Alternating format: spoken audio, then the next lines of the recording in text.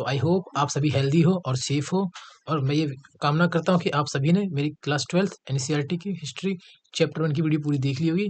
और आज मैं लेके आया हूँ आप लोगों के लिए क्लास 12th हिस्ट्री की चैप्टर 2 की वीडियो। चैप्टर का नाम है बेटा हमारा राजा, किसान और नगर, आरंभिक राज्य और अर्थव्यवस्थाएं लगभग 600 ईसा पूर्व से 600 ईस्वी।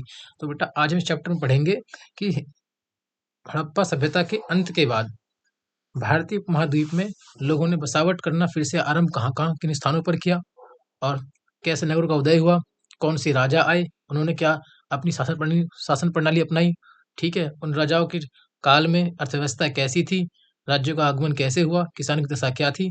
तो आज इन सब चीज़ के बारे में बेटा हम फुल डिटेल में पढ़ेंगे। तो मुझे नहीं पता ये वीडियो आज कितनी लंबी जाएगी। बस मैं कहूँगा यही कि आप लोग इस वीडियो को एंड तक ज़रूर देखना, बिकॉज़ इससे आपको बहुत ज़्यादा फ़ायदा होगा।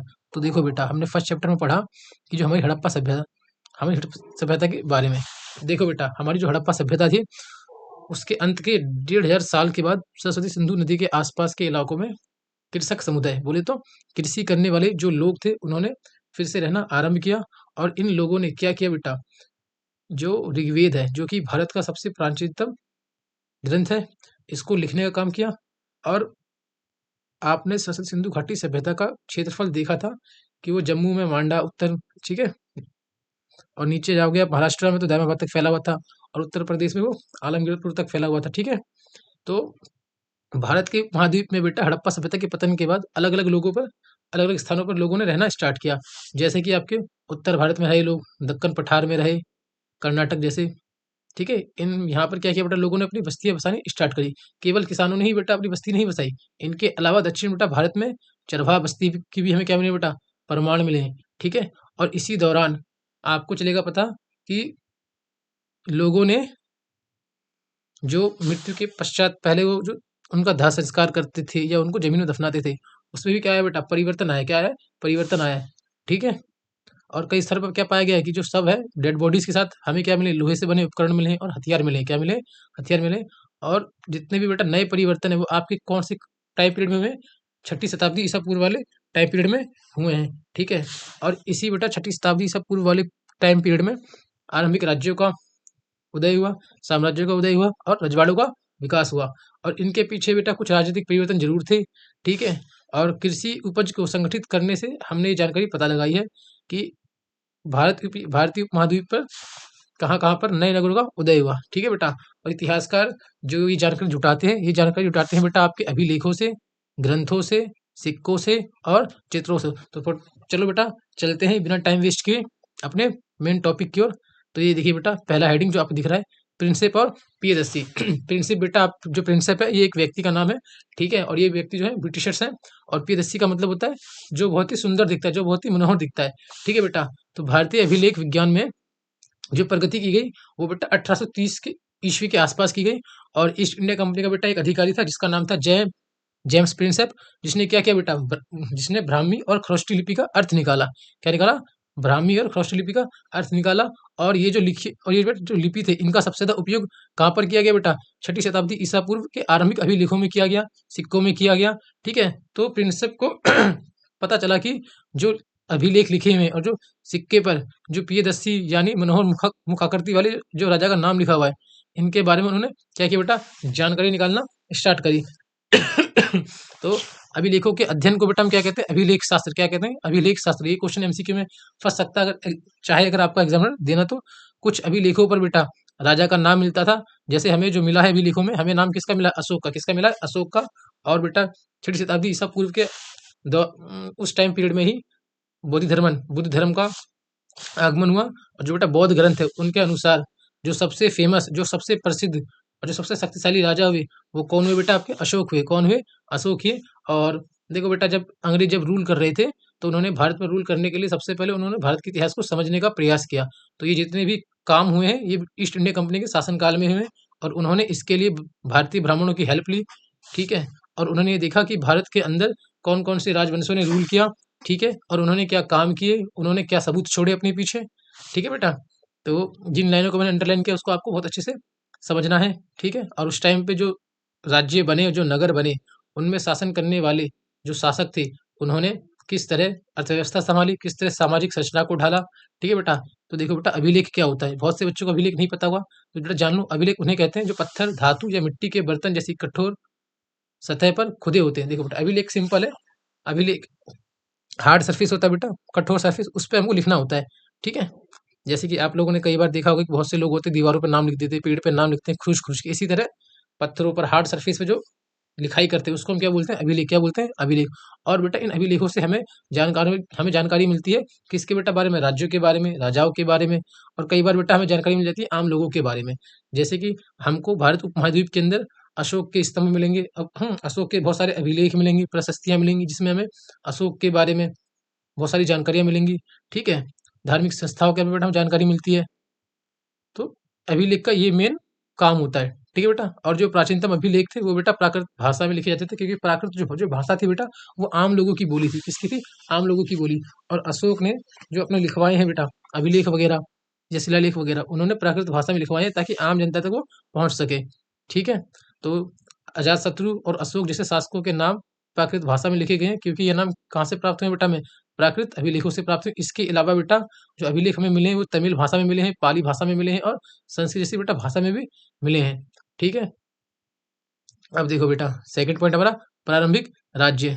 तो बेटा देखो 16 महाजनपद, ये बहुत ही सबसे इंपॉर्टेंट टॉपिक है, और इस टॉपिक से ना जाने सवाल कहाँ कहाँ कितनी बार फंसा है। तो छठी शताब्दी ईसा पूर्व को बेटा एक महत्वपूर्ण हम मानते परिवर्तनकारी काल माना जाता है बेटा भारतीय इतिहास के लिए, ठीक है। क्योंकि इसी काल में बेटा आरंभिक राज्यों का, नगरों का और लोहे के बढ़ते उपयोग का और सिक्कों का बेटा विकास हुआ, ठीक है। और बेटा इसी काल में जो बौद्ध और जो जैन थे, ठीक है, इन्होंने इनके जो दार्शनिक विचारधाराओं का विकास हुआ, ठीक है बेटा। और बौद्ध और जैन धर्म के ग्रंथों में हमें महाजनपद नाम से 16 राज्यों का बेटा उल्लेख मिलता है। क्या मिलता है, 16 राज्यों का उल्लेख। भले ही आपके बौद्ध धर्म और जैन धर्म की जो हमें मिले हैं ग्रंथों में 16 महाजनपदों के नाम, उनमें थोड़ा डिफरेंस है, सारे नाम सेम सेम नहीं है, कुछ नाम अलग भी हैं, लेकिन जो कॉमन है वो ये है। एक तो आपका वज्जी है, मगध, कौशल, कुरु, पांचाल, गंधार और अवंती जैसे ये हमें नाम मिलते हैं, ठीक है बेटा। और महाजनपद सबसे इम्पोर्टेंट महाजनपद में बेटा गिने जाते थे उस टाइम पे, ओके। अब देखो बेटा, और जो ज्यादातर बेटा महाजनपद थे उन पर शासन किसका होता था बेटा, राजाओं का शासन होता था, ठीक है। लेकिन गण और संघ के नाम से प्रसिद्ध राज्यों में कई लोगों का क्या होता था बेटा, समूह शासन करता था, ठीक है। इस समूह का जो बेटा प्रत्येक व्यक्ति को हम क्या बोलते थे, राजा कहते थे। क्या कहते थे, राजा कहते थे। भगवान महावीर और भगवान बुद्ध इन्हीं गण से क्या थे बेटा, संबंधित थे। क्या थे, इन्हीं गण से संबंधित थे। और वज्जी संघ को ही बेटा राज्य में भूमि सहित अनेक आर्थिक स्रोतों पर राजागण क्या करते थे बेटा, अपना नियंत्रण रखते थे। क्या करते थे, नियंत्रण रखते थे। और बेटा हर महाजनपद की बेटा एक राजधानी होती थी, ठीक है, जिसको बेटा किससे घेरते थे, किले से घेरते थे। किस लिए, सुरक्षा के लिए, ताकि कोई दूसरा हम पर क्या ना कर दे, आक्रमण ना कर दे। क्या ना कर दे, आक्रमण ना कर दे। और इस किले में राजधानियों की बेटा जो रख रखाव और जो डेवलपमेंट का जो बेटा भार है, जो जिम्मेदारी है, वो किसकी है, वो जिम्मेदारी आपके उन राजाओं की है, ठीक है।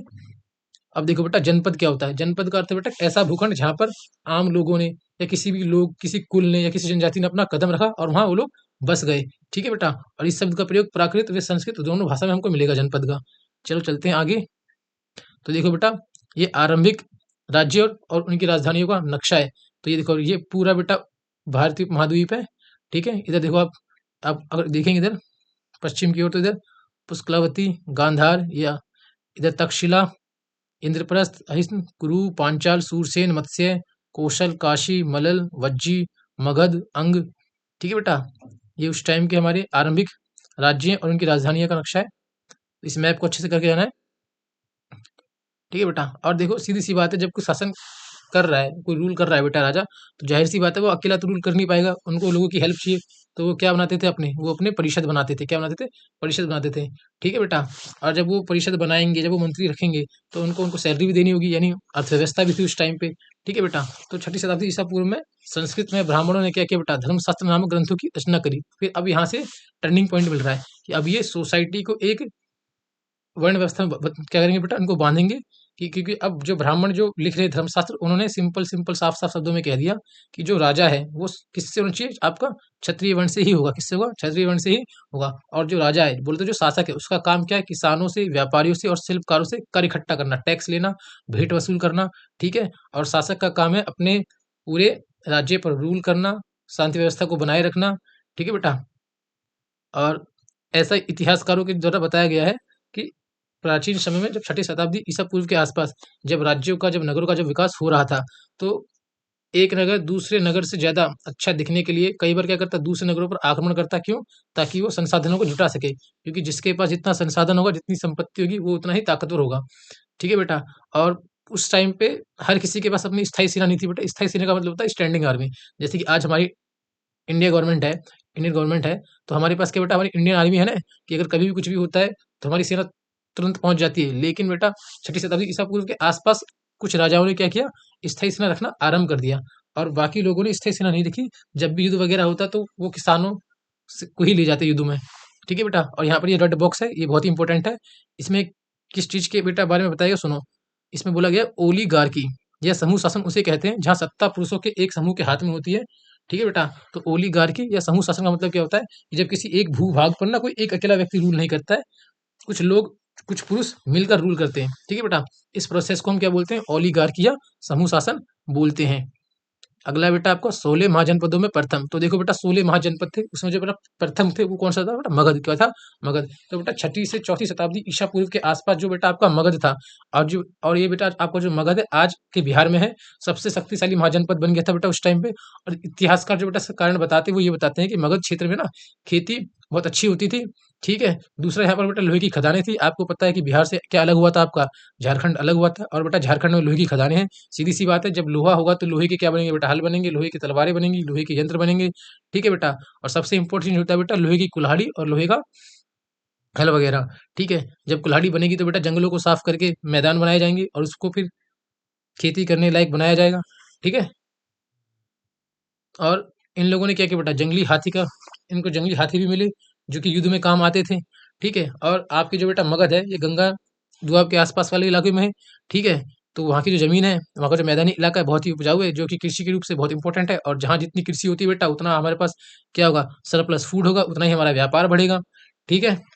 और गंगा नदी की ट्रिब्यूटरीज मगध साम्राज्य के आसपास जाने की वजह से क्या गया बेटा, उनका जो ट्रेड था, उनका ट्रेड भी आसान हो गया। वो बाय, चाहे आप वाटर लो, चाहे बाय आप लैंड लो, जमीन के रास्ते से लो, चाहे आप पानी के रास्ते से लो। ठीक है बेटा? और दूसरा, भौगोलिक खास बातें तो थी, इसके साथ कुछ राजनीतिक बातें भी थी, जैसे अलग अलग शासकों की अलग अलग नीतियां।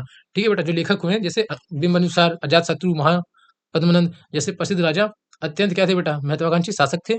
ठीक है? और इन्होंने क्या किया बेटा, इन्होंने अपनी मंत्री की नीति की लागू किया था। ठीक है? तो देखो बेटा, प्रारंभ में, स्टार्टिंग में आधुनिक बिहार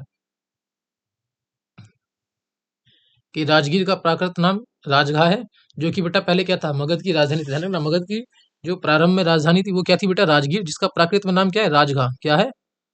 ठीक है? और इस शब्द का बेटा आर्थिक अर्थ क्या है? इस शब्द का अर्थ है राजाओं का घर। क्या है? राजाओं का घर। और पहाड़ियों के बीच बेटा बसा ये राजगाह एक किलेबंद शहर था। ये जो कहाँ बसा हुआ था? पहाड़ियों के बीच में बसा हुआ था और एक किलेबंद शहर था। और बाद में बेटा 4ठी शताब्दी ईसा पूर्व में पाटलिपुत्र को बेटा राजधानी बनाया गया, यानी राजगीर को चेंज कर दिया गया, जिसे अब पटना बोलते हैं। यानी पहले का जो पाटलिपुत्र है, आज का बिहार का पटना है। ठीक है बेटा? और जिसकी गंगा के रास्ते आवागमन के मार्ग पर बहुत महत्वपूर्ण स्थिति प्रेजेंट थी उस टाइम पर, आज भी प्रेजेंट है। तो देखो बेटा, चलते हैं नेक्स्ट। अब देखो बेटा क्या बोला गया है कि भाषाएं और लिपियां, ये जो जितने भी बेटा चीजें बॉक्स के अंदर है, यहाँ से फंसता होगा बेटा क्वेश्चन 1 नंबर में। ठीक है? तो क्या बोला जाए, हमें जो अशोक के बेटा जो सबसे ज्यादा अभिलेख मिले, वो किसमें मिले हमें बेटा? प्राकृत में मिले। और हमें बेटा कहाँ से मिले? पश्चिमोत्तर से मिले। कहाँ से मिले? पश्चिमोत्तर से। ठीक है? यानी जम्मू कश्मीर, राजस्थान, गुजरात, अफगानिस्तान, पाकिस्तान वाले इलाके से ज्यादा मिले। ठीक है? और यहाँ जो अभिलेख हमें मिले किसमें बेटा? अरामेइक और यूनानी भाषा में थे। ठीक है? और जो बेटा प्राकृत के जो अधिकांश अभिलेख थे, उनकी जो लिपि थी बेटा, लिपि कैसी थी? ब्राह्मी लिपि थी। कैसी बेटा लिपि थी उनकी? ब्राह्मी लिपि थी। और कुछ बेटा खरोष्ठी में लिखे गए थे। किसमें लिखे गए थे?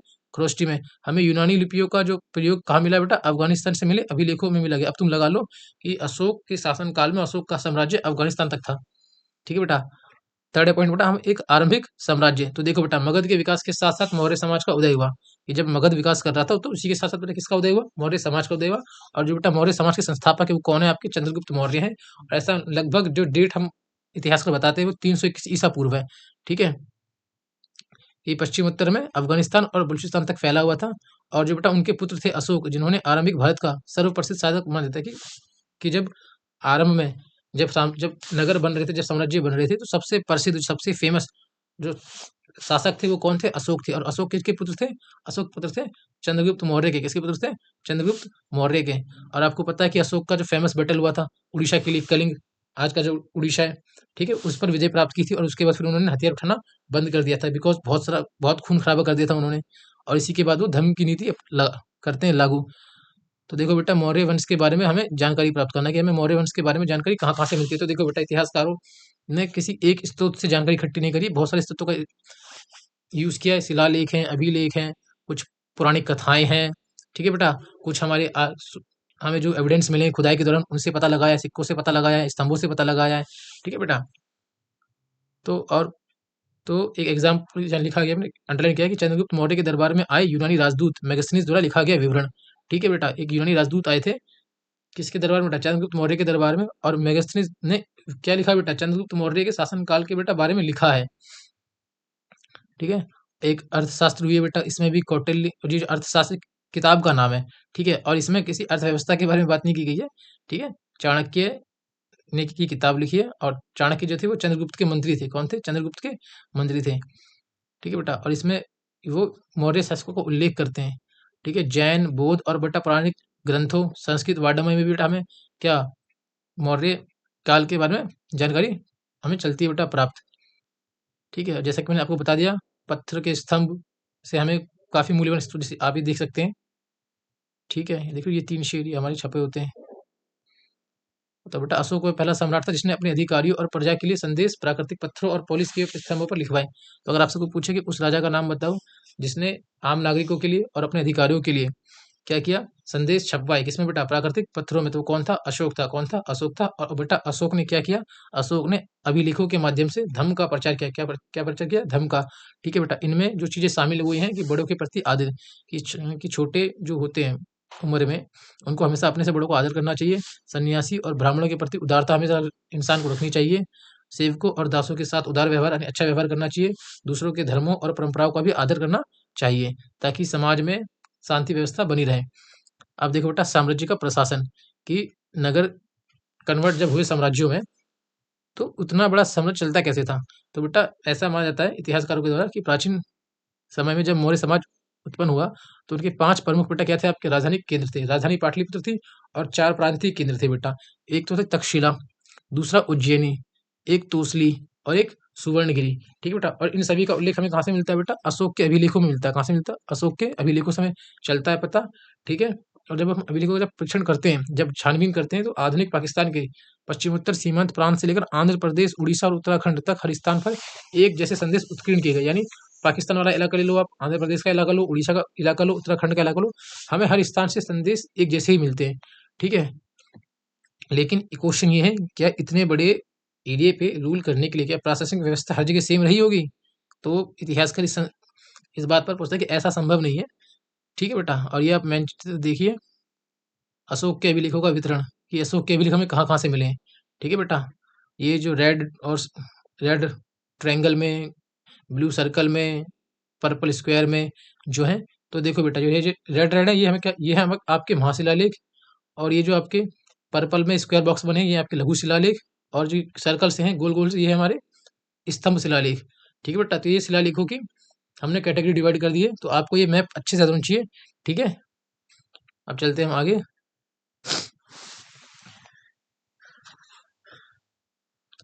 तो बेटा, ठीक है, तो क्या बोला गया? तो अफगानिस्तान से लेकर उड़ीसा तक क्या, जो आपके अशोक थे, इनका साम्राज्य फैला हुआ था, और सबसे प्रबल प्रशासनिक नियंत्रण साम्राज्य की राजधानी तथा उसके आसपास के बेटा इलाकों पर ही मेन फोकस रहता है, ठीक है? क्योंकि बाकी जो दूर इलाके होते हैं, हम राजाओं को बोल देते हैं कि आप शासन करते रहो, बस आपका काम क्या है कि आप हमें बदले में कर टैक्स टाइम से देते रहना, ठीक है बेटा? तो तक्षशिला और उज्जैन, ये दोनों जो थे बेटा, ये बहुत लंबी दूरी पर थे, ठीक है? और बेटा व्यापारिक मार्ग पर स्थित थे। जबकि जो बेटा सुवर्णगिरी है, जिसको हम बोलते हैं सोने के पहाड़, ये कहाँ पे बेटा? कर्नाटक में स्थित था, और यहाँ से सोने की खदानों से क्या करते थे हम? खनन वगैरह करते थे, ठीक है? तो देखो बेटा, सम्राट के अधिकारी क्या करते थे? जो मैगजीन्स आए थे दरबार में, ठीक है? तो उन्होंने एक विवरण दिया है, उन्होंने डेटा तैयार किया है कि जो साम्राज्य के जो बेटा महान अधिकारी थे, उनमें से कुछ हर लोगों का काम बंटा हुआ। तो कुछ लोग नदियों की देखरेख करते थे, कुछ लोग जमीनों को नापते थे, कुछ लोग नहरों उपनहरों को पर काम करते थे, कुछ लोग मुखद्वार का निरीक्षण करते थे, ठीक है? हर स्थान पर पानी पहुँच सके इसका काम करते थे शिकारियों, ठीक है बेटा? शिकारियों का संचालन में काम करते थे, शिकारियों के काम के हिसाब से उनको इनाम देना या दंड देना, ये डिसाइड करते थे, ठीक है? और लक्कड़हारों, बढ़ई, लोहारों और खननकर्ताओं का भी वो लोग क्या करते थे बेटा? निरीक्षण करते थे। ठीक है, ये तो देखो बेटा क्या बोलेंगे कि साम्राज्य के संचालन के लिए बेटा भूमि और नदियाँ दोनों मार्गों से आवागमन बना रहता अत्यंत आवश्यक था उस टाइम पे। और बेटा राजधानी से प्रांतों तक जाने में कई सप्ताह या बेटा महीने लग जाते थे, क्योंकि ठीक है, क्योंकि सब पास-पास नहीं है, साम्राज्य बड़ा भी है और लोकेशंस भी क्या बेटा दूर-दूर है। इसका अर्थ ये है कि जब कोई भी व्यापारी या यात्री जब ट्रैवल करेगा तो अपने साथ खाने-पीने की व्यवस्था भी रखेगा।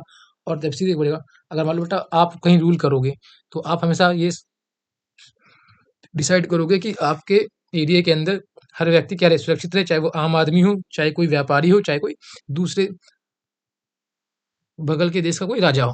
ठीक है बेटा? तो सेना सुरक्षा एक प्रमुख माध्यम रही होगी उस टाइम पे। और मेगास्थनीज ने उस टाइम पे बेटा सैनिक गतिविधियों के बेटा बारे में बताया है कि उस टाइम पे क्या एक समिति और 6 उपसमितियों का उल्लेख है। ठीक है बेटा? और इसमें से जो एक समिति का काम था बेटा नौसेना का संचालन, ठीक है? और दूसरी यातायात और खान-पीन का संचालन करती थी। तीसरा काम था पैदल सैनिकों का संचालन करना। चौथा घोड़े को देखती थी। पाँचवाँ रथरोहियों को देखती थी। और छठे का काम था हाथियों का संचालन करना। और जो बेटा दूसरी उपसमितियाँ थे उनके भी अलग-अलग कार्य थे। ठीक है? जैसे कि उपकरण को ढोने के लिए बैलगाड़ियों का इस्तेमाल करना, सैनिकों के लिए भोजन उपलब्ध करवाना, जानवरों के लिए चारे की व्यवस्था करना, सैनिकों की देखभाल के लिए सेवकों और शिल्पकारों की नियुक्ति करना। ठीक है बेटा? तो अशोक ने अपने साम्राज्य को अखंड बनाए रखने का बहुत प्रयास किया। और ऐसा उन्होंने कैसे किया बेटा? धर्म के प्रचार से किया। कैसे किया? धर्म के प्रचार से किया। ठीक है? और धर्म का सिद्धांत बहुत ही सिंपल है और बेटा सार्वभौमिक है, यूनिवर्सल है। ठीक है? अशोक के अनुसार बेटा जो धर्म है, धर्म के माध्यम से लोगों का जीवन इस संसार में और इसके बाद में संसार के मतलब मृत्यु के पश्चात बेटा अच्छा रहेगा। और धर्म के प्रचार के लिए धम्म महामत नाम से एक विशेष अधिकारी की नियुक्ति की गई। तो देखो बेटा मौर्य समाज कितना महत्वपूर्ण था।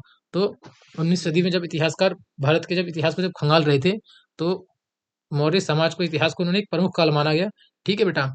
क्योंकि भारत तो उस टाइम पे गुलाम था 19वीं शताब्दी के अराउंड। और उस टाइम पे जो ब्रिटिश अफ़सर थे, वो लोग भारत की प्राचीन सभ्यता को, प्राचीन साम्राज्य के ऊपर बेटा क्या करते स्टडी कर रहे थे। वो लोग क्या करते स्टडी कर रहे थे।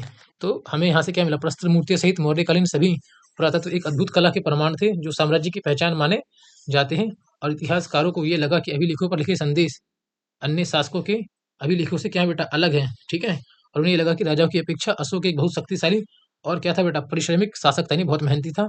ठीक है? और वे बाद के जो और उसके बाद जितने भी राजा वगैरह आए, वो और अशोक अपने राजाओं के बेटा प्रति क्या था बेटा पोलाइट था, विनीत था। कुछ लोग होते हैं ना जिनमें अकड़ होती है, अशोक ऐसा नहीं था। ठीक है बेटा? जो अपने आप को बड़े-बड़े किससे जोड़ते थे? उपाधियों से जोड़ते थे। इसलिए इतनी आश्चर्यजनक की बात नहीं है कि 20वीं सदी के राष्ट्रवादी नेताओं ने भी अशोक को क्या माना बेटा? अपनी प्रेरणा का स्रोत माना। ठीक है? क्वेश्चन बेटा फिर भी ये बना हुआ है कि मौर्य साम्राज्य फिर भी कितना महत्वपूर्ण था। तो देखो बेटा ये साम्राज्य मात्र 150 साल तक ही चल पाया। ठीक है? और तो देखो बेटा कोई भी साम्राज्य हो बेटा अगर उसमें यूनिटी है, एकता है और अगर आपका राजा पावरफुल है, तो वो साम्राज्य लंबे समय तक चलेगा। जैसे कि आप देख रहे हो बेटा 150 साल भी कोई कम नहीं होता है रूल करना। ठीक है? लेकिन आप इतिहास उठा के देखोगे आपको ऐसे शासनकाल मिलेंगे जैसे रोमन एम्पायर है 1000 सालों तक चला, है ना? मुगल एम्पायर है 300 साढ़े 300 साल तक चला, है ना? आपका ऑटोमन एम्पायर जो लगभग 700-800 सालों तक चला। लेकिन आप देखो अगर अशोक के एम्पायर को तो 150 साल तक चलता। और ऐसा क्यों हुआ? बिकॉज़ राजनीतिक अस्थिरता आ गई। क्या आ गई? राजनीतिक अस्थिरता आ गई। ठीक है? और जैसे ही कोई कमज़ोर शासक बैठता गद्दी पर आकर, तो जो क्षेत्र थे पहले इनके अधीनों में, अब वो विद्रोह कर देते थे और उन्होंने क्या किया? अपना खुद का राज्य बना लिया। ठीक है बेटा? तो अब ये देखो बेटा ये जो पर्पल का बॉक्स है, ये बोला क्या है कि सेना के लिए हाथी पकड़ना। इस सेना के लिए तो क्या बोला अर्थशास्त्र जो किताब है उसमें सैनिक और प्रशासनिक बेटा संगठनों के बारे में बेटा विस्तृत से क्या बेटा डिटेल में दिया गया है। ठीक है? कि हाथी के पैरों में जंजीर बांधने वाले लोग, हाथी को पालने वाले लोग, सीमा रक्षा करने वाले वनवासी महावतों के साथ मिलकर 5 से 7 हथनियों की मदद से हम क्या करते बेटा जंगली हाथियों को गिराते थे। ठीक है? और उनको पकड़ते थे। अब देखो बेटा राजधर्म के नवीन सिद्धांत, जो राजा होता है उसका धर्म क्या होता है और जो उनके नए सिद्धांत क्या थे। तो देखो बेटा दक्षिण के राजा और सरदार। ठीक है बेटा? उत्तर में तो शासन चल ही रहा है, अब देखो दक्षिण में। तो दक्षिण की ओर बेटा दक्कन है और दक्षिण के क्षेत्र में और नीचे जाओगे तो आपको क्या मिलेगा बेटा? तमिलनाडु मिलेगा, आंध्र प्रदेश मिलेगा और केरल। इन तीनों को मिलके क्या बना बेटा? तमिलकम। क्या मिला? तमिलकम। और यहाँ पर जो लोग उस समय शासन कर रहे थे और जिनका उदय हुआ शासन के लिए, वो चोल, चेर और पांड्य थे। ध्यान रखना तमिलनाडु, आंध्र प्रदेश और केरल, इन तीनों से मिलके बना है तमिलकम। और यहाँ पर जो शासन करने वालों का जो उदय हुआ वो थे चोल, चेर और पांड्य। ठीक है बेटा? और ये राज्य बहुत ही समृद्ध थे। क्या थे? समृद्ध थे और स्थायी थे। सरदार और सरदारी। तो देखो बेटा सरदार क्या होता है बेटा? सरदार होता है आपका एक पावरफुल पीपल, एक शक्तिशाली व्यक्ति होता है। ठीक है? जिसका पद बेटा कैसा होता है? वंशानुगत भी हो सकता है और नहीं भी। उसके समर्थक जो होते हैं बेटा उसके खानदान के लोग ही होते हैं, ठीक है। और जो सरदार का जो कार्य होता है बेटा वो होता है अनुष्ठान का संचालन करना, युद्ध के समय में नेतृत्व करना, ठीक है, विविधारों का जितने भी केस वगैरह आते हैं उनका निपटारा करना, ठीक है। और कई बार इनको क्या मिलती है बेटा, आम लोगों से भेंट भी मिलती है, क्या मिलती है, भेंट भी मिलती है। तो प्राचीन तमिल की बेटे ग्रंथ है, संगम ग्रंथों में भी बेटा ऐसी कविताएं हैं जो सरदारों को बेटा क्या देती है, हमें डिटेल देती, क्या देती है हमें, डिटेल देती है। कई सरदार और राजा बेटा लंबी दूरी के व्यापार द्वारा क्या करते थे बेटा, कर जुटाते थे, ठीक है। इनमें मध्य और पश्चिम भारत के क्षेत्रों पर शासन करने वाले सातवाहन, जो कि लगभग दूसरी शताब्दी ईसा पूर्व से दूसरी शताब्दी ईस्वी तक, ठीक है। और उपमहाद्वीप के पश्चिम उत्तर और पश्चिम में शासन करने वाले मध्य एशियाई मूल के शासक, शक शासक भी बेटा क्या थे, शामिल थे, क्या थे, शामिल थे। हमें इतनी बेटा इनकी सामाजिक जानकारी तो नहीं मिली है, लेकिन हम सातवाहन के बेटा बारे में डिटेल में किसे पढ़ेंगे बेटा, चैप्टर 3 में, इससे नेक्स्ट चैप्टर में हम पढ़ेंगे। अब देखो बेटा, पांड्या सरदार सेनगुत्तु वन की यात्रा। तो बेटा एक ये तमिल महाकाव्य है, शिल्पादिकरम का एक अंश है, ठीक है। जहाँ पे ये बताया गया है कि वे वन की यात्रा पर जब थे तो लोग नाचते गाते हुए पहाड़ों से उतरे, ठीक उसी तरह जैसे पराजित लोग विजय का आदर करते हैं। वे अपने साथ उपहार लाए जिसमें हाथी दांत, सुगंधित लकड़ियां, हिरणों के बाल से बने चंवर, मधु, चंदन, गेरू, सुरमा, हल्दी, इलायची, मिर्च आदि वस्तुएं थीं। वे अपने साथ नारियल, आम, जड़ी बूटी, फल, प्याज, गन्ना, फूल, सुपारी, केला, बाघों के बच्चे, शेर, हाथी, बंदर, भालू, हिरण, कस्तूरी मृग, लोमड़ी, मोर, जंगली मुर्गे, बोलने वाले तोते आदि ये सब भी लाए थे। तो अब देखो बेटा, दैविक राजा। तो बेटा देखो, राजा जो होता है ना, जो जो राजा होता है उसको जब रूल करना होता है तो वो जनता के सामने हमेशा क्या बोलता है कि मैं क्या हूँ, ईश्वर का प्रतिनिधि हूँ, मैं क्या हूँ, ईश्वर का प्रतिनिधि हूँ, या फिर वो खुद को किसी देवता से या किसी ईश्वर से लगता है जोड़ने, तभी उसको बेटा समाज में क्या मिलेगी बेटा, मान्यता मिलेगी, क्या मिलेगी, मान्यता मिलेगी। तो राजाओं को जो बेटा उच्च स्थिति प्राप्त करने का एक साधन क्या था, देवी देवताओं के साथ जुड़ना, क्या था, देवी देवताओं के साथ जुड़ना। तो मध्य एशिया से लेकर बेटा पश्चिम उत्तर के भारत तक शासन करने वाले कुषाण शासकों ने लगभग प्रथम शताब्दी ईसा पूर्व से पहली शताब्दी ईस्वी तक इस उपाय का सबसे अच्छा उदाहरण प्रस्तुत किया है। कुषाण इतिहास की रचना अभिलेखों और साहित्य परंपरा के माध्यम से की गई है बेटा। जिस प्रकार के राजधर्म को कुषाण शासकों ने प्रस्तुत करने की इच्छा की, उसका सर्वोत्तम प्रमाण उनके सिक्कों और बेटा हमें मूर्तियों से मिलता है, ठीक है। और उत्तर प्रदेश बेटा मथुरा के पास माट के एक देव स्थान पर कुषाण शासकों के में क्या मिली बेटा, बहुत बड़ी मूर्ति मिली है। अफगानिस्तान का एक स्थान बेटा देव स्थान, वहां से हमें मूर्तियां मिली हैं। कुछ इतिहासकारों का जो मानना है वो ये है कि मूर्तियों के जरिए कुषाण स्वयं को क्या बताते बेटा, देवतुल्य, क्या करते थे, देवतुल्य लोगों के सामने दर्शाते थे, दिखाते थे। और कुषाण शासकों ने बेटा अपने नाम के आगे क्या लगाया, देवपुत्र, क्या लगाया, देवपुत्र की उपाधि लगाई, ठीक है। और ये ऐसा माना जाता है कि ये लोग चीनी सभ्यता से क्या थे, प्रेरित थे, ठीक है, क्योंकि चीनी शासक क्या बोलते थे अपने नगरों को, स्वर्ग राज्य, ठीक है, और स्वर्ग के पुत्र कहते थे। और चौथी शताब्दी बेटा ईसा पूर्व में गुप्त साम्राज्य जो था बेटा, ये बड़े बड़े गुप्त साम्राज्य के साथ कई बड़े बड़े साम्राज्यों के साक्ष्य भी मिलते हैं, ठीक है। और इनमें से बेटा कुछ जो साम्राज्य थे वो सामंतों पर निर्भर थे, ठीक है, किस पर निर्भर थे, सामंतों पर निर्भर थे, और अपना निर्वाह स्थानीय संसाधनों द्वारा करते थे, यानी जो लोकल रिसोर्स अवेलेबल है अपने आसपास उनसे करते थे, जिसमें बेटा भूमि पर नियंत्रण भी शामिल होता था। वे शासकों का आदर भी करते थे, उनकी सैनिक सहायता भी करते थे। सामंत क्या होते थे बेटा, शक्तिशाली होते थे, और कभी कभी वो भी राजा बन जाते थे जब राजा दुर्बल होते थे और बड़े शासकों के अधीन होते थे। तो गुप्त शासकों का इतिहास, साहित्य, सिक्कों और अभिलेखों की बेटा हेल्प से हम जान सकते हैं, ठीक है। और जो कुछ जो पॉइंट हुए थे, जो जो दरबारी हुए थे, उन्होंने भी जो बेटा रचनाएं की, हम उनके माध्यम से लिख जान सकते हैं। और बेटा प्रशंसा में लिखी गई परिस्थितियों का भी उपयोग रही। तो देखें बेटा, ये सिक्के हैं, तो आप देख सकते हो सिक्के का जो बेटा आगे वाला भाग है इस पे कनिष्क है, और जो पीछे वाला भाग है बेटा इस पे देवता है। और ये जो सिक्का कौन सा है, ये सिक्का आपको कुषाण सिक्का, सिक्का कौन सा है, कुषाण सिक्का, ठीक है बेटा। तो एक एग्जाम्पल लिया गया है कि इलाहाबाद स्तंभ अभिलेख के नाम से प्रसिद्ध प्रयाग प्रशस्ति की रचना किसने की थी बेटा, हरिशेन ने की थी, जो स्वयं गुप्त सम्राटों के संभवतः सबसे शक्तिशाली सम्राट समुद्रगुप्त के क्या थे बेटा, राजकवि थे। तो हरिशेन किसके राजकवि थे बेटा, समुद्रगुप्त के राजकवि थे। और इन्होंने जिस प्रशस्ति का जिस प्रशस्ति को लिखा इन्होंने, निर्माण किया है, निर्माण इन्होंने, वो किस भाषा में थी बेटा, वो थी आपकी संस्कृत भाषा में। किसमें थी, आपकी संस्कृत भाषा में। और हमें ये मूर्ति मिली, देखो बेटा ये वाली मूर्ति, ऊपर धड़ नहीं है इसका, लेकिन अब ये मूर्ति देखें, ठीक है बेटा, ये हमें क्या मिली, ये हमें मूर्ति मिली है। तो अब देखिए समुद्रगुप्त की प्रशस्ति, ठीक है, जो कि आपके हरिशरण ने लिखी है। तो इन्होंने क्या लिखा है अपने राजा के बारे में, कि धरती पर इनका जैसा कोई प्रतिद्वंदी ही नहीं था। इनके गुणों और शुभ कार्यों से संपन्न उन्होंने अपने पैर के तलवे से सभी राजाओं के यश को मिटा दिया, ठीक है। और ये काफी साधु थे, ठीक है। और इनके जो मस्तिष्क की दीक्षा दीन दुखियों, विरहणियों और पीड़ितों के उद्धार के लिए की गई। अब देखो बेटा, इनकी तुलना देवों से की जा रही है कि कुबेर धन देव, वरुण समुद्र देव, इंद्र वर्षा के देव और यम के तुल्य हैं, इनके समान है। बदलता हुआ देहात, जनता में बेटा राजा की छवि। तो देखो बेटा, चाहे लोकतंत्र हो चाहे राजतंत्र, बेटा जो शासन करता है उसकी छवि बनती है समाज में। ठीक है, आम लोग उसके बारे में क्या सोचते हैं। तो अब देखो, हमें इस चीज के बारे में जानकारी कहाँ से चलती है पता, तो हमें जातक और पंचतंत्र जैसे जो बेटा ग्रंथ है, ठीक है, इनमें जो कथाएं हैं, इतिहासकारों ने इनसे पता लगाया कि इन कथाओं में, किस्से कहानियों में क्या बताया गया है। ठीक है बेटा, तो जातक कथाएं जो पहली शताब्दी ईस्वी के मध्य में बेटा पाली भाषा में लिखी गई थी। गंध दिंदु गंध तिंदु जातक नामक एक कहानी बताया गया कि एक कुटिल राजा की प्रजा किस प्रकार से दुखी रहती है। ठीक है बेटा, इसमें बूढ़ी महिला शामिल थी, पुरुष शामिल थे, किसान शामिल थे, पशुपालक शामिल थे, और ग्राम गांव के बच्चे शामिल थे, यहाँ के जानवर तक भी शामिल थे। तो राजा क्या करता है बेटा, राजा इसमें ये करता है कि वो अपने शासन काल में लोगों की स्थिति जानने के लिए आम भेष बदलकर आम लोगों के बीच में जाता है, और फिर वो आम लोगों की बातें सुनता है, और उसे चलता पता है कि जो आम नागरिक है वो कितनी दुखी है। ठीक है, वो कितनी उनसे दुखी है। तो ठीक है, तो जैसा क्या बोला कि राजा और प्रजा, विशेषकर ग्रामीण प्रजा के बीच में संबंध तनावपूर्ण रहते थे, क्योंकि भैया जो राजा है, जो रूल कर रहा है, हर कोई थोड़ी होता है जो अच्छा करना चाहता है। कुछ शासक होते हैं जो अपना राजकोष भरने के लिए बड़ी बड़ी कर की मांग करते हैं, जिससे बेटा किस पर जोर पड़ता है, किसानों पर जोर पड़ता है, आम आदमियों पर जोर पड़ता है। और ये बातें बेटा हमें चली पता किससे, जातक कथा से चलती है पता। ठीक है, और लोग इनसे बचने के क्या करते हैं बेटा, जंगलों में भाग जाते हैं। क्या करते हैं, जंगलों में भाग जाते हैं। और यहाँ जो ये जो पर्पल बॉक्सेस को बता देता हूँ बेटा, देखो ये गुजरात में सुदर्शन झील है। आपको पता होनी चाहिए इसकी लोकेशन, ये आपका होमवर्क है। ठीक है बेटा, तो सुदर्शन झील जो है बेटा क्या है, कृत्रिम जलाशय है, इसको बनाया गया है, आर्टिफिशियल है ये। ठीक है, और बोल रहे हैं कि इसका ज्ञान लगभग दूसरी शताब्दी ईस्वी के संस्कृत के एक पाषाण अभिलेख से होता है, और इस अभिलेख को शक शासक रुद्रदमन की उपलब्धियों का उल्लेख करने के लिए बनवाया गया था। तो ये जो आपका झील है, सुदर्शन झील, जो कि गुजरात के तट पर स्थित है, इसको अभिलेख को चला पता है कि इसको किसने बनवाया था, रुद्रदमन ने इसको बनवाया था। ठीक है, और इस अभिलेख में क्या कहा गया है कि जल द्वारों और तटबंधों वाली इस झील का निर्माण मौर्य काल में एक स्थानीय राज्यपाल द्वारा किया गया था, लेकिन एक भीषण तूफान के कारण इसके तटबंध टूट गए और सारा पानी बह गया।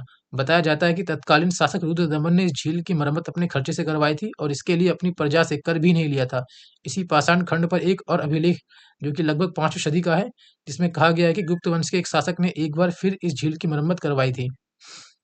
अब देखो बेटा, उपज बढ़ने के तरीके, यानी कृषि को कैसे हम बढ़ा सकते हैं, कृषि में डेवलपमेंट कैसे कर सकते हैं। तो देखो बेटा, 6ठी शताब्दी ईसा पूर्व से ही गंगा और कावेरी की बेटा घाटियों के उर्वर कछारी क्षेत्रों में फैल गया। जिन क्षेत्रों में बेटा भारी वर्षा होती थी, वहां लोहे के फाल वाले हलों से तो हम खेती की जुताई कर लेते थे, और वहाँ खेती अच्छी हो जाती थी। लेकिन जिन स्थानों पर बेटा पानी का स्रोत नहीं पहुंचता, वहां हम लोगों ने नहरें बनाई, उपनहरें बनाई, ताकि हम क्या कर सके बेटा, खेती कर सके, हम खेती कर सकें। ठीक है, कुदालों का प्रयोग वगैरह किया गया। उपज को बढ़ाने, देखो यहाँ मैंने पॉइंट आउट किया कि उपज को बढ़ाने का तरीका क्या था, कुओं, तालाबों और कहीं कहीं पर नहरों के माध्यम से सिंचाई करना। ठीक है बेटा, व्यक्तिगत जो लोग होते हैं और कृषक समुदाय ने मिलकर क्या किया बेटा, सिंचाई के साधन निर्मित किए। व्यक्तिगत तौर पर तालाबों, कुओं और नहरों जैसे सिंचाई साधन निर्मित करने वाले लोग प्राय राजा या प्रभावशाली लोग थे, जिन्होंने अपने इन कामों का उल्लेख अभिलेखों में करवाया है। अब देखो बेटा, ग्रामीण समाज में विभिन्नताएं। तो देखो बेटा, समय के साथ क्या हुआ, खेती की नई नई तकनीकों पर आगे बढ़ती रही ये सब चीज़ें। ठीक है, अब इंपॉर्टेंट जो चीज़ें जो एग्जाम में पूछा जाता है, क्या बोला है कि कहानियों में विशेषकर बोध कथाओं में भूमिहीन खेतीहर श्रमिक, छोटे किसानों और बड़े बड़े जमींदारों का उल्लेख मिलता था ना बेटा। बोध कथाओं से चलता है पता में किसके बारे में, भूमिहीन खेतीहर श्रमिकों के बारे में, छोटे किसानों के बारे में, बड़े बड़े जमींदारों के बारे में। ठीक है, और बेटा पाली भाषा में गृहपति का प्रयोग छोटे किसानों और जमींदारों के लिए किया गया है। ये जो टर्म है ना, ध्यान रखना, भूमिहीन खेतीहर श्रमिक, छोटे किसान, ठीक है, गृहपति, ये टर्म है। और बेटा जो बड़े-बड़े जमींदार और जो ग्राम प्रधान थे, वो शक्तिशाली ज़्यादा थे माने उस टाइम पे, और जो प्राय क्या करते थे बेटा, छोटे किसानों पर रखते थे अपना नियंत्रण, क्या रखते थे, नियंत्रण। और ग्राम प्रधान का पद जो था बेटा, वो प्राय कैसा था, वंशानुगत होता था। और आप देखोगे आरंभिक तमिल संगम साहित्य में भी बेटा गाँव में जो बेटा रहने वाले अलग-अलग वर्गों के जो लोग थे, उनका उल्लेख है। वेल्लार, ये शब्द तमिल का है, और ये शब्द किसके लिए होता है बेटा यूज, बड़े जमींदारों के लिए। एमसीक्यू में बेटा ये क्वेश्चन बहुत आसान फंस सकता है कि बताओ गृहपति किसे कहा जाता है, या वेल्लार का अर्थ क्या है। हलवाहा कहते हैं, हलवाहा या उल्लुवर, और दास अणिमई। ठीक है बेटा, तो ये वर्ग थे उस टाइम पे लोगों के। तो देखो गृहपति कहता है, गृहपति को बोलते हैं घर का मुखिया। क्या होता है, घर का मुखिया। अब घर में जितने महिला रह रही हैं, जितने बच्चे रह रहे हैं, जो नौकर दास रहे हैं, इस घर घर के मुखिया का उन पे क्या होता है बेटा, नियंत्रण। क्या होता है उन पे, नियंत्रण। अब देखो बेटा, भूमिधन और नए समृद्ध ग्रामीण। तो प्राचीन समय में जब नगरों का उदय हुआ और जब राज्य का उदय हुआ, तो बेटा उस टाइम पर भूमिदान किनको मिलती थी, और भूमिदान, अब देख सीधी सी बात है बेटा कि आम नागरिक हमेशा भूमिदान देगी, किसको, राजाओं को, ब्राह्मणों को। ठीक है, और इसके हमें एविडेंस कहाँ से मिले बेटा? अभिलेखों से मिले। कहाँ से मिले? अभिलेखों से मिले, ठीक है। और 7वीं शताब्दी के बाद के जो बेटा अभिलेख है उसमें कुछ संस्कृत के हैं, कुछ तमिल के हैं, कुछ तेलुगु स्थानीय भाषाओं में हैं, ठीक है। तो बेटा जो प्रभावती गुप्त आरंभिक भारत के जो सबसे महत्वपूर्ण शासक चंद्रगुप्त द्वितीय, जो कि लगभग 375 से 415 ईस्वी के दौरान उनकी पुत्री थी, उनका विवाह बेटा क्या कहाँ पे हुआ? उनका विवाह दक्कन पठार के वाकाटक परिवार में हुआ था, जो कि एक महत्वपूर्ण शासक वंश थे। और संस्कृत धर्म शास्त्रों के अनुसार महिलाओं को भूमि जैसी संपत्ति पर स्वतंत्र अधिकार नहीं था। तो देखो बेटा, जेंडर डिस्क्रिमिनेशन यहाँ भी हो रहा है। ये आज ही नहीं है, महिलाओं के साथ भेदभाव हो रहा है। देखो आप, उस टाइम पे भी क्या होता होता था कि महिलाओं को भूमि जैसी संपत्ति पर अधिकार नहीं था। क्यों भाई? उसको ईश्वर ने नहीं बनाया क्या? और ठीक है बेटा, तो इस अभिलेख से हमें पता चलता है कि भाई साहब, भूमि का स्वामी जो है ना, वो औरतें नहीं होती थी, ज्यादातर पुरुष होते थे, और कई बार उनको दान भी दिया जाता था। ठीक है। अब ये जो बॉक्स है, इस बॉक्स पे चलते हैं। एक छोटे गांव का जीवन, हर्षचरित। तो देखो बेटा, हर्षचरित संस्कृत में लिखी गई है, ठीक है। और कन्नौज के शासक हर्षवर्धन की जीवनी है। हर्षवर्धन जो थे बेटा, वो भारतीय उपमहाद्वीप के आखिरी रूलर थे, पावरफुल, ठीक है, जिन्होंने यूनाइट करके रखा हुआ था। और जो बेटा इसके लेखक हैं वो कौन है? बाणभट्ट। कौन है? बाणभट्ट। और ये बाणभट्ट कौन थे बेटा? हर्षवर्धन के राजकवि थे। कौन थे? राजकवि। तो ये लाइन आपको बहुत ध्यान रखना है कि हर्षचरित संस्कृत में लिखी गई है। और कन्नौज के शासक जो कौन थे बेटा? हर्षवर्धन की जीवनी है ये। और जो इसके लेखक थे बेटा, वो कौन थे? बाणभट्ट। कौन थे उनके लेखक? बाणभट्ट।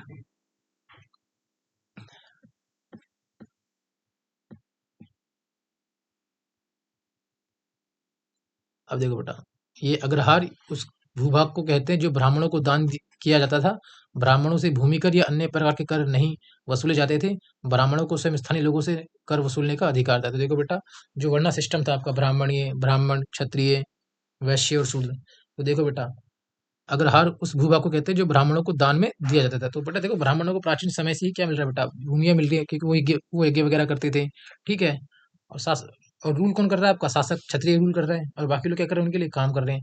तो ब्राह्मण किसी को कर नहीं देते थे, उल्टा वो लोग कर लेते थे। क्या करते थे? उल्टा वो लोग कर लेते थे। तो प्रभावती, गुप्त और दंगुन गांव। तो बेटा ये है। तो इसमें ऊपर का जो इतना इंपॉर्टेंट नहीं जितना नीचे इंपॉर्टेंट है, कि ये जो राज्य आदेश है इसको 13वें राज्य वर्ष में लिखा गया, ठीक है। और इसे चक्रदास ने उत्कीर्ण किया, ठीक है ना। क्वेश्चन जो फंसेगा इस तरह फंसेगा कि प्रभाव कि प्रभावती गुप्त के जो अभिलेख हैं, ये कब लिखा गया?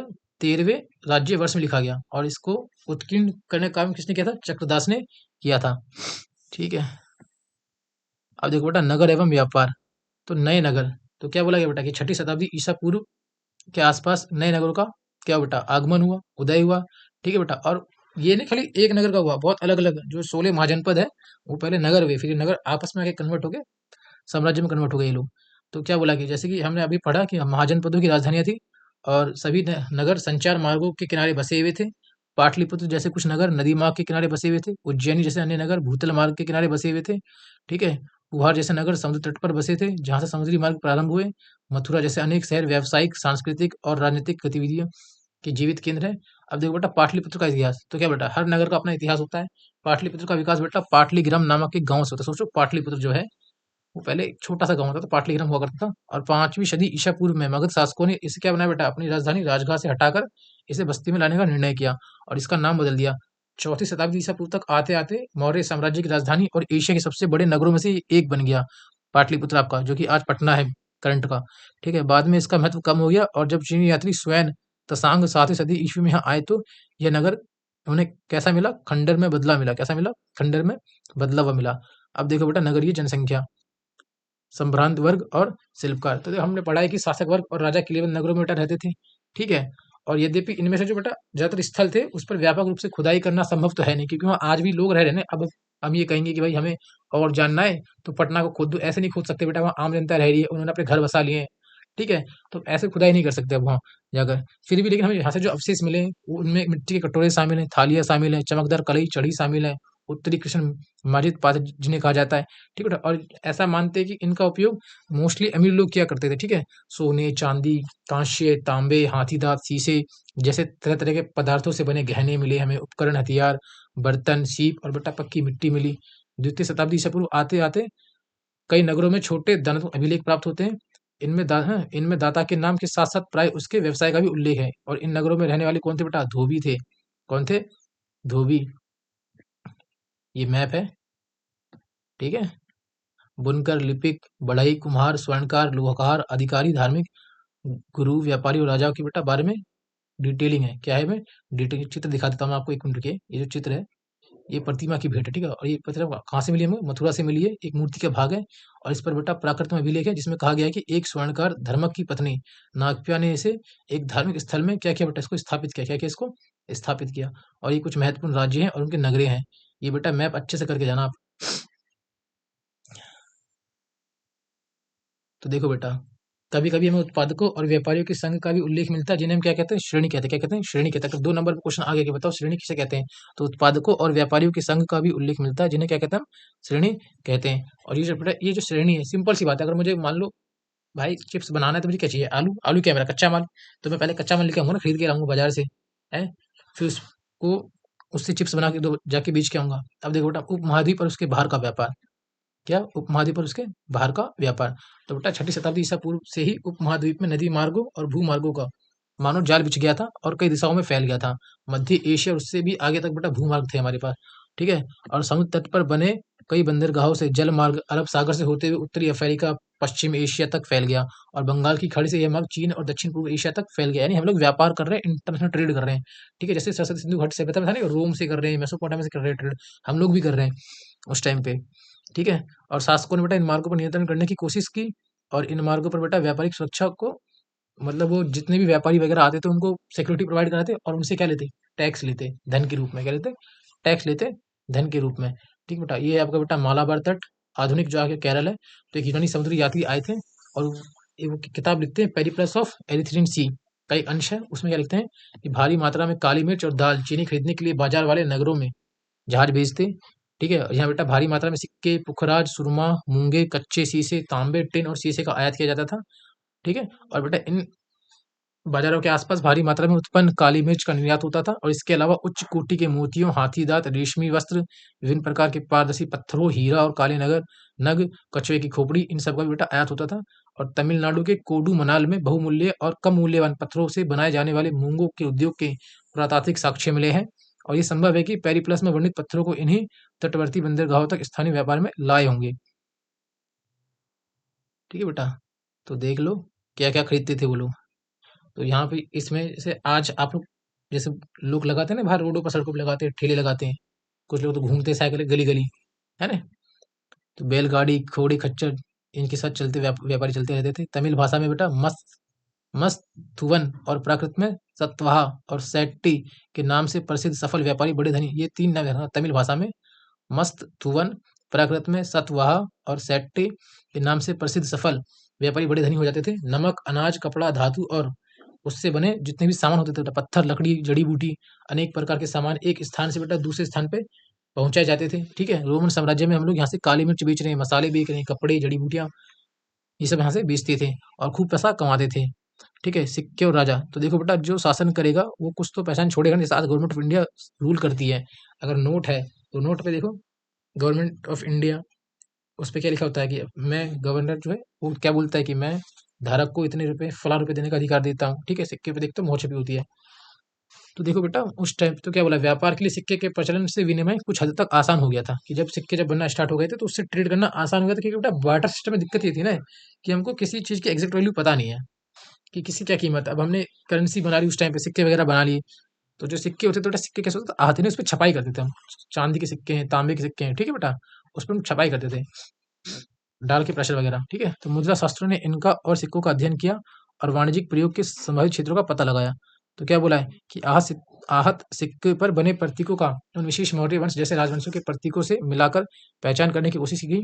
तो इन सिक्कों को राजाओं ने जारी किया था, ठीक है। और कई बार राजा अपनी फोटो छपवाते, कई बार देवी देवताओं की फोटो छपवाते, ठीक है। शासकों की प्रतिमा और नाम के साथ सबसे पहले सिक्के हिंदी यूनानी शासकों ने जारी किए, ठीक है। यानी अपनी जो फोटो छपवाई सिक्कों के ऊपर और जो नाम था वो सबसे पहले किसने किया? हिंद यूनानी शासकों ने जारी किए थे, जिन्होंने 2वीं शताब्दी ईसा पूर्व में बेटा उपमहाद्वीप के उत्तर पश्चिमी क्षेत्र पर नियंत्रण स्थापित कर लिया। सोने के सिक्के बड़े बेटा पैमाने पर हमें मिलते हैं। वो कहाँ से मिलते हैं हमें? ईसवी प्रथम शताब्दी ईस्वी में कुषाण राजाओं ने जारी किए थे।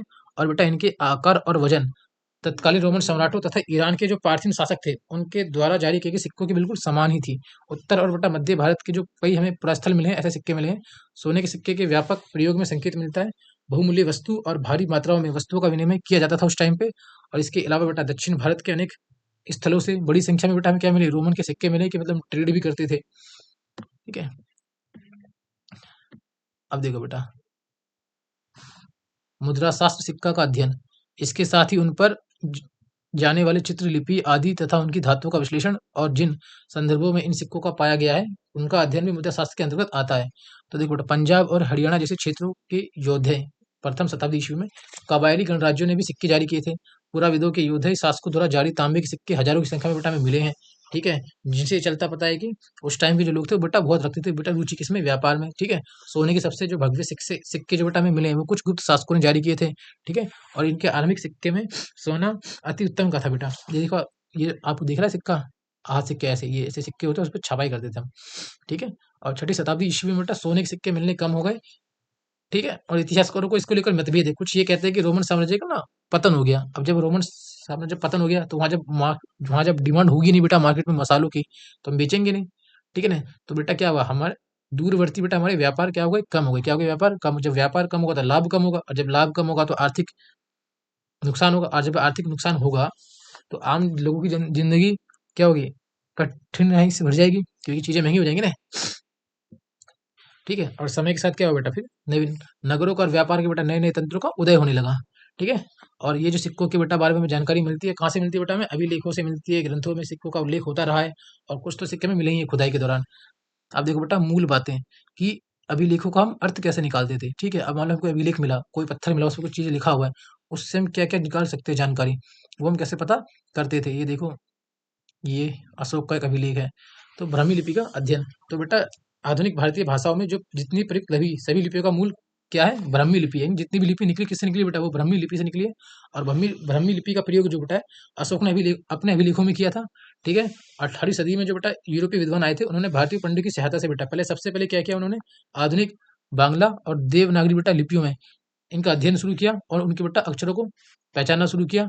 ठीक है, और फिर उन्होंने कंपेयर करना स्टार्ट किया। क्या किया बेटा, उन्होंने कंपेयर करना स्टार्ट किया। देखो जैसे कि यहाँ पे एक टेबल है, क्या इस तरह लिखा जाता था, चय को ये ऐसे डे। ठीक है,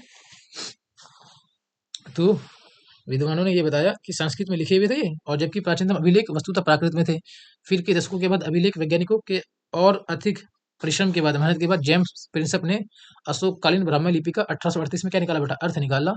अब देखो बेटा कि खरोष्टी लिपि को किस तरह पढ़ा गया था, इसको खरोष्टी लिपि को। तो देखो बेटा पश्चिम उत्तर के अभिलेखों में ना प्रयुक्त उपयोग हुआ था क्या बेटा, खरोष्टी लिपि उपयोगी थी, और उसको पढ़ने हम लगे। अब देखो कि इसकी इंपॉर्टेंस क्या है। इस क्षेत्र में जो शासन करने वाले हिंदी यूनानी राजा थे, लगभग द्वितीय प्रथम शताब्दी ईसा पूर्व द्वारा बनवाए गए सिक्कों से जानकारी हासिल करने में आसानी हुई। इन सिक्कों में राजाओं के नाम होते थे, यूनानी और खरोष्टी में लिखे गए थे। यूनानी भाषा पढ़ने वाले यूरोपीय विद्वानों ने अक्षरों का मेल किया। उदाहरण के तौर पर दोनों लिपियों में अपोलोडोटस का नाम लिखने में एक ही प्रतीक मान लीजिए ए प्रयुक्त किया गया, चूंकि प्रिंसप ने खरोष्टी में लिखे अभिलेखों की भाषा की पहचान किसमें की बेटा, प्राकृत के रूप में की थी, इसलिए लंबे अभिलेखों को पढ़ना सरल हो गया। राजा के आदेश, राजन देवना पीएम पियदस्सी। ठीक है, तो क्या लिखा गया इस पे कि अतीत में मसलों को निपटाने और नियमित रूप से सूचना एकत्र करने की व्यवस्था नहीं थी, लेकिन मैंने की है। लोगों का समाचार हम तक प्रतिवेदक सदैव पहुंचाए, चाहे मैं कहीं भी हूँ, खाना खा रहा हूँ, अतःपुर में हूँ, विश्राम कक्ष में हूँ, पोशाक गौशाले में हूँ, या पालकी में मुझे ले जाया जा रहा है, या वाटिका में हूँ, मैं लोगों के विषयों का निराकरण करने में हमेशा स्थल करूंगा।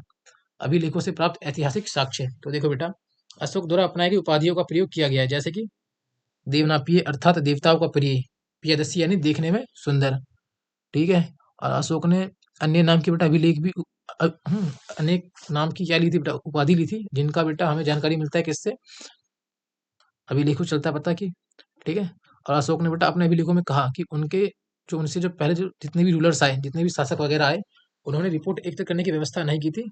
ठीक है, और ये काम सबसे पहले किसने किया था, अशोक ने किया था। किसने किया था, अशोक ने किया था। ये देखो हिंदी यूनानी शासक मैनेंडर का एक सिक्का है ये, देखो तस्वीर छपी हुई है, पीछे देवता छपे हुए हैं। तो देखो बेटा राजा की वेदना,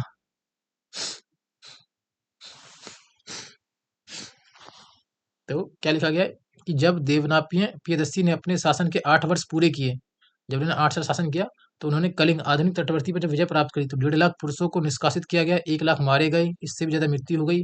कलिंग पर शासन स्थापित करने के बाद देवनापिय धर्म के गहन अध्ययन, धर्म के स्नेह और धर्म के उपदेश में डूब गए। यही देवनापिय के लिए कलिंग की विजय का पश्चाताप हुआ कि जब अशोक ने जब कलिंग को जीता भाई, तो उस टाइम पे लाखों लोग मारे गए, खूब रक्तपात हुआ, ठीक है? तो उसको उनसे गिल्ट फील हुआ। तो फिर उन्होंने धर्म को समझना आरंभ किया और फिर उन्होंने क्या किया, अपने राज्य पे धर्म लगाना आरंभ किया कि भाई सबका आदर करो, मिलजुल कर रहो, अपने से बड़ों का सम्मान करो, ठीक है? अब देखो बेटा, अभिलेख साक्ष्य की सीमा। अब जो बेटा अभिलेख है, ये जो सबूत है, इनकी भी एक सीमा है, ठीक है? तो ये जो अभिलेख है बेटा, इन पे जो अक्षर थे, उन अक्षरों को बेटा हल्के ढंग से उत्कीर्ण करते थे, जिन्हें पढ़ पाना मुश्किल होता था कभी-कभी, ठीक है? और कई बार तो अभिलेख नष्ट हो जाते थे, जिन कई बार तो उनके अक्षर ही लुप्त, मान लो कुछ लिखा है बीच में फिर गायब हो गया, फिर कुछ लिखा हुआ है ऐसा, ठीक है? तो बेटा जो अभिलेखों के जो बेटा वास्तविक जो अर्थ है, उसके बेटा बारे में पूरी तरह से जानना मुश्किल है, ठीक है? इतना आसान नहीं हो पाता था, ठीक है? कुछ हमें अभिलेख मिल गए जिसमें अच्छे से लिखा हुआ है, तो हमने जानकारी निकाल ली। तो हमें क्या मिले बेटा, हमें बहुत हजारों में मिले हैं, अभिलेख प्राप्त हुए, लेकिन सभी के हम अर्थ अभी तक नहीं निकाल पाए हैं, और जिनके हमने अर्थ निकाले वो मात्र बूंद भर हैं। कितने हैं वो? बूंद भर हैं, ठीक है? तो मौलिक समझ, तो ये दिक्कत है। अब सोचो उस टाइम पे आम लोगों की जिंदगी कैसी होगी रोजमर्रा की, है ना? राजनीतिक आर्थिक विकास हमें पता चलता है अभिलेखों से, लेकिन अगर अभिलेख में जो लिखा गया है अगर वो क्लियर नहीं है तो हम फिर कैसे कर सकते हैं कुछ। तो ये चित्र है कर्नाटक से प्राप्त एक तामपत्र का, ठीक है? अब ये आपका इंपॉर्टेंट टाइमलाइन आ चुका है बेटा, काल रेखा। तो लगभग 600 से 500 बेटा ईसा पूर्व में धान की रोपाई, गंगा घाटी में नगरीकरण आरंभ हुआ, महाजनपद और आज सिक्के बनना स्टार्ट हुए। मगध के शासकों की सत्ता पर पकड़ लगभग 500 से 400 ईसा पूर्व में बनी। सिकंदर का आक्रमण 327 से 325 ईसा पूर्व के बीच। चंद्रगुप्त मौर्य का जो आपका राज्यारोहण हुआ था वो लगभग 321 ईसा पूर्व में हुआ। अशोक का शासन लगभग 272 से 268 से 231 ईसा पूर्व माना जाता है। मौर्य साम्राज्य का अंत लगभग 185 ईसा पूर्व में माना जाता है, ठीक है? और पश्चिमोत्तर में शक शासन, दक्षिण भारत में चोल, चेर व पांडे और दक्कन में सातवाहन का जो शासन है वो लगभग 200 से 100 ईसा पूर्व के आसपास माना जाता है। और पश्चिमोत्तर में शक शासक, रोमन व्यापार, सोने के सिक्के लगभग 100 ईसा पूर्व से 200 ईसा ईस्वी तक के हमें मिलते हैं। कनिष्क का बेटा जो राज्यारोहण हुआ था ये लगभग 78 ईस्वी में हुआ था। सातवाहन और शक शासकों द्वारा भूमि दान के जो अभिलेखी प्रमाण हमें मिले वो मिले 100 से 200 ईस्वी में। गुप्त शासन का आरंभ लगभग 320 ईस्वी में हुआ। समुद्रगुप्त लगभग 335 से 375 ईस्वी के बीच। और चंद्रगुप्त द्वितीय दक्कन में वाकाटक, इसका लगभग 375 से 415 ईस्वी। और बेटा कर्नाटक में चालुक्य का उदय और तमिलनाडु में पल्लव का उदय लगभग 500-600 ईस्वी। और कन्नौज के राजा हर्षवर्धन चीनी यात्री स्वयं त्सांग की यात्रा 606 से लेकर 647 ईस्वी तक। और अरबों का सिंध पर विजय 712 ईस्वी में हुआ, ठीक है बेटा? ये बहुत ही इंपॉर्टेंट स्लाइड थी। और एक स्लाइड ये बहुत इंपॉर्टेंट है कि अभी लेख शास्त्र के क्षेत्र में महत्वपूर्ण प्रगति। तो ये टेबल आपको बहुत अच्छे से समझे। 18वीं शताब्दी 1784 में बेटा बंगाल एशियाटिक सोसाइटी का गठन किया गया। और 19वीं शताब्दी में 1810 का दशक था जिसमें कॉलिन मैकेंजी ने संस्कृत और तमिल भाषा के 8000 अभिलेख एकत्र किए। 1838 में जेम्स प्रिंसप द्वारा अशोक के ब्राह्मी अभिलेखों का अर्थ निकलना स्टार्ट हुआ। 1877 में अलेक्जेंडर कनिंघम ने अशोक के अभिलेखों के एक अंश को प्रकाशित किया। 1886 में दक्षिण भारत के अभिलेखों के शोधपत्र एपिग्राफिका कर्नाटकों का प्रथम अंक एपिग्राफी, ठीक है? और 1888 में एपिग्राफिका इंडिका प्रथम अंक। और बेटा 20वीं शताब्दी में 1965 से 1966 डीसी सरकार ने Indian epigraphy and Indian epigraphical glossary प्रकाशित की। तो आज ये आपका सेकंड चैप्टर खत्म हुआ। आई होप आपको ये वीडियो अच्छी लगे और आप ये वीडियो ज़्यादा से ज़्यादा 12th क्लास के बच्चों तक इस वीडियो को शेयर करें, लाइक करें। और कोई डाउट है या मुझे कुछ इंप्रूवमेंट करनी चाहिए तो आप मुझे कमेंट में पिन कर सकते हैं, ताकि मैं जब नेक्स्ट वीडियो बनाऊं तो वो उसमें इंप्रूवमेंट के साथ लेके आऊँ। तो आज के लिए इतना ही दोस्तों, अब मिलते हैं हम नेक्स्ट वीडियो में अपने कल। और कल मैं आपके लिए चैप्टर 3 लेके आऊँगा। तो आज के लिए इतना ही। आप लोग हेल्दी रहें और अच्छे से पढ़ें, नोट्स बनाएं। जय हिंद, जय भारत।